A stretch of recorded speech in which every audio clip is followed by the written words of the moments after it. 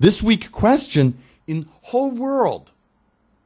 What's most disgusting thing? You know, what's most disgusting thing? Please, our viewer, please tell. Meduksi said, who are you? And the guy said, I'm Jim. Meduksi said, that's your body's name. Somebody gave you that name. I don't care your body's name. Who are you? The guy said, Mike, cut the camera. I don't know. Meduksi said, that's the most disgusting thing. You don't know you. That's the most disgusting thing. So, human beings think they understand, but don't understand their true nature. So, that's why we have problems in the world. So, Zen teaching doesn't tell you what that is. Many religions explain what that is, and then you have to believe it. Zen teaching points you to sit down. To answer your question, you sit down, you have this period where you look inside. What am I? Descartes said, I think, therefore I am. I think, therefore this I is. American thinking, American I. Christian thinking, Christian I. Republican thinking, Republican I. Male thinking, male I. Conservative thinking, conservative I. Thinking makes I. That's Descartes' teaching. I think, therefore this I is. Zen teaching is before thinking.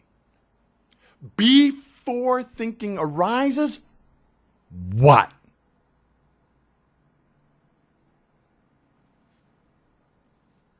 Okay? So that's Zen teaching. Okay? So we can experience that in our everyday life, but some people, to get a very deep taste of it, will do a retreat. And as we saw in the Christian tradition, it's the same. It's not special.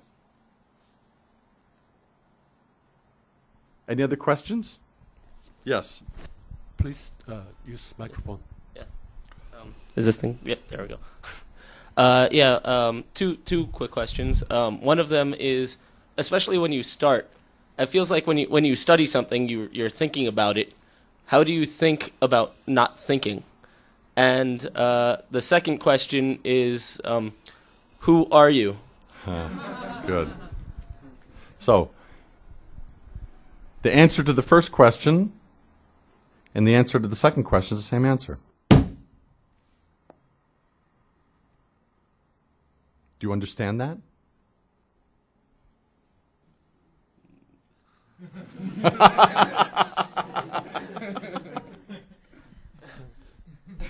It's very clear. When you're thinking, you don't understand that. You talk about thinking about not thinking. That's like trying to clean up blood with blood. But in this moment,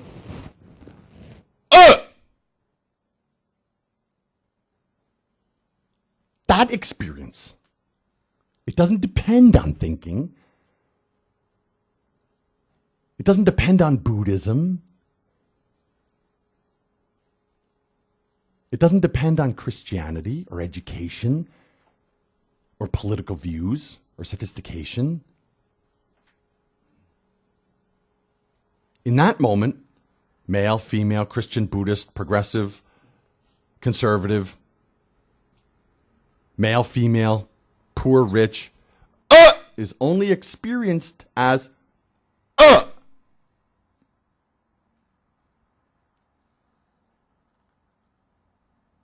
It's very simple.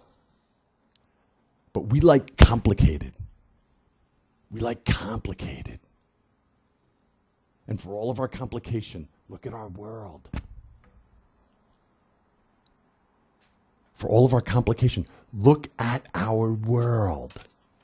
So Zen teaching points back to what experienced that You can't think your way to it. You can't think your way to it.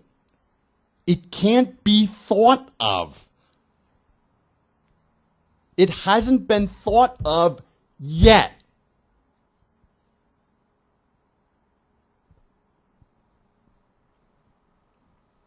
But all the great religious teachers, Jesus, Buddha, Socrates, pointed to before thinking. Yeah, Jesus said, if you want to enter the kingdom of heaven, in Jesus' worldview, the highest level of enlightenment, if you want to enter the kingdom of heaven, become as a child again.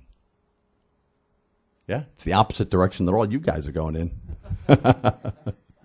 In a way, if you're not attached to it, it's the same thing. So, a child experiences as very simple. Moment to moment to moment. When you see, just see. When you hear, just hear. When you smell, just smell. Ah, incense. When you taste, just taste. When you feel, just feel.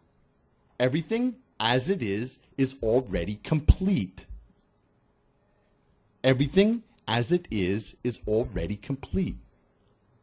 But we don't, when we're attached to our thing, tomorrow, I have to do this, I don't have enough, I don't have to, I got to, I'm so bored, I got to get this done, I don't have the, next week, when I fell in love, that's when I was really loved, next year, when I graduate, what will I do? I go to Morgan Stanley or I go Goldman Sachs? Goldman Sachs is really doing kind of well, they're on a run right now, but I don't know, Morgan Stanley, well, Merrill Lynch, they had to pay that fine, well, that's because Elliot Spitzer did it, well, Elliot Spitzer, he's really having a hard time, boy, I'd hate to be in his shoes right now.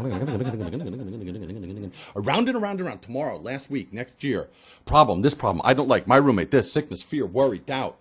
All in here.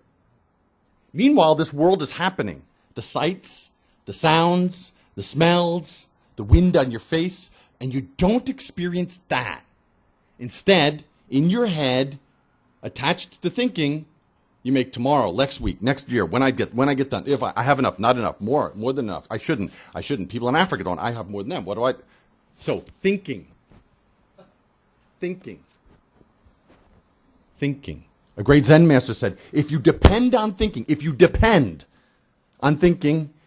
have no safe harbor.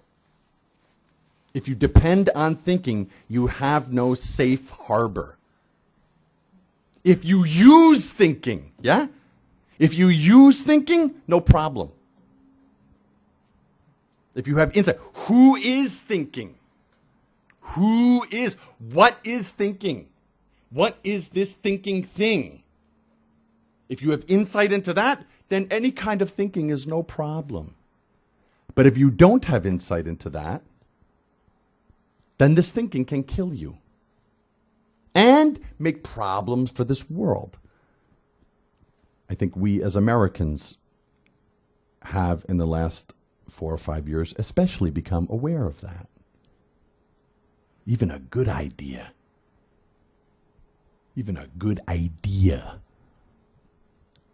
can bring harm to many, many, many beings. Okay? Very simple, very clear. Okay, so Zen Buddhism doesn't say don't think. Doesn't say thinking is bad. What is thinking? What is the thinking thing? Where does thinking come from? Looking at that. What am I? If you ask that, what am I?